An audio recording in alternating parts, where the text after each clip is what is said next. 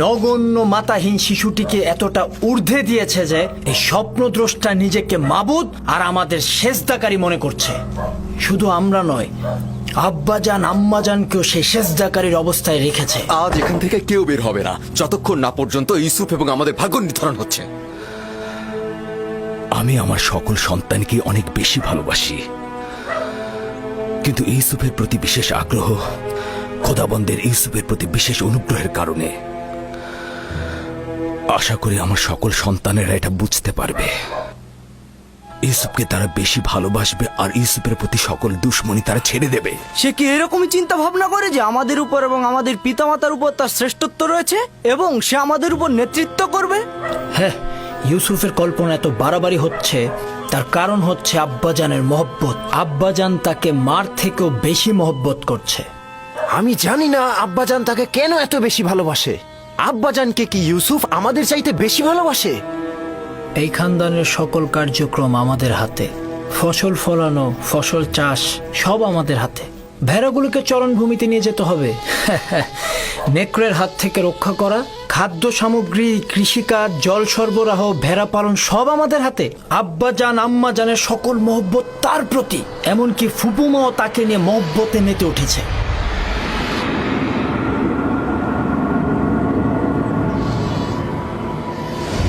এই দুর্বল আর মূল্যহীন শিশুটির জন্য নিজেদের চোখের জল পরিষ্কার করাও দুর্বলতার লক্ষণ। সে নিজের শ্রেষ্ঠত্ব আর নেতৃত্বের মোহে আমাদেরকে তার স্বপ্নের মধ্যে সযত্নে লালন করছে। আমি আব্বাজানকে পরিষ্কারভাবে গোমরাইত দেখতে পাচ্ছি। সকল ভুলগুলো তার এলাকার, কিন্তু আমি নীরব থাকবো না। রাহেলের সন্তানের নেতৃত্ব আমি মানব না। আমরাও মানব না, কিন্তু তুমি কি করতে চাচ্ছ এখন?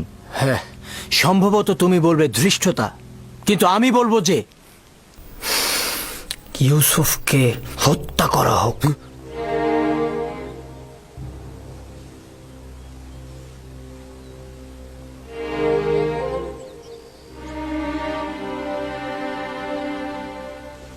এই কথা খুবই বিপজ্জনক। এই কথা আর কখনো মুখে আনবে না তুমি। কেন আমি মুখে আনবো না লাবি? এরকম বৈষম্যমূলক আচরণের জন্য আমাদের আব্বাজানকে শাস্তি দেওয়া হবে, আর রাহেলের সন্তানের নেতৃত্বের আকাঙ্ক্ষাকে কবর দিয়ে দেব। যদিও আমি তোমার মতো এতটা দৃষ্ট নই, কিন্তু আমি তোমার এই সিদ্ধান্তের সাথে একমত। হ্যাঁ ঠিক, আমিও তোমাদের সাথে একমত। যখন ইউসুফ জন্মগ্রহণ করলো তখন সকলের দৃষ্টি তার দিকে চলে গেল, আর এখন সব মহব্বত তার দিকে। আমার ধৈর্য শেষ। আমি আর কতক্ষণ ধৈর্য ধরবো? আব্বা আম্মার সামনে তো তাকে কিছু বলাই যায় না। এসব কি বলছো তোমরা? ভাইকে হত্যা ও আব্বাজানের ওপর নফরমানি, এটা বড় ধরনের গুনাহ। নির্ঘাত জাহান্নামের শাস্তি পাবে তোমরা। ওইটার কথা আমি ভেবে রেখেছি। হত্যার পরে ভালো করে তওবা করে নেব, আর বেশি বেশি করে খোদাবান্দাকে স্মরণ করব, তার কাছে ক্ষমা চাইবো। তিনি ক্ষমার প্রতীক, আর তিনি ক্ষমাও করবেন। যেমন করে সকল গুনাহগারী চিন্তা করে গুনায় লিপ্ত হব, গুনাহ করব, আর তওবা করলে গুনাহ ক্ষমা হয়ে যাবে। এটা ছাড়া আমাদের আর কোনো পথ নেই। ইউসুফের মৃত্যুর পর আমরা আব্বাজানের কাছে কান্নাকাটি করে ক্ষমা চাইবো, তিনি আমাদের ক্ষমা করে দিবেন। যদি খোদাবান তওবা করার পথটি কঠিন করে দেয়, তবে গুনাহকারীর জন্য তওবা করাটা সহজ নয়। আর যদি তওবার তৌফিক না পাই, তবে কিয়ামত পর্যন্ত আমরা সবাই গুনাহগারী থাকব। আর এটা ভবিষ্যৎ প্রজন্মের জন্য লজ্জাজনক হবে যে আমরা পয়গম্বরের সন্তান হয়ে ভাইয়ের রক্তে সিক্ত হয়েছি। আমিও লাবির কথাই একমত পোষণ করছি, কিন্তু আমার কথা হচ্ছে, লাবি কি ইয়াহুদার চেয়েও ভালো পথ বের করতে পারবে যাতে হত্যার প্রয়োজন হবে না? সব সময় নিজেকে দূরে রেখে বিরত থাকার খেলাটা না খেলে যদি পারো সমাধানের পথ বের করো। আমাদের আসল সমস্যা তো ইউসুফের প্রতি আব্বাজানের অতিরিক্ত মহব্বত, তাই না?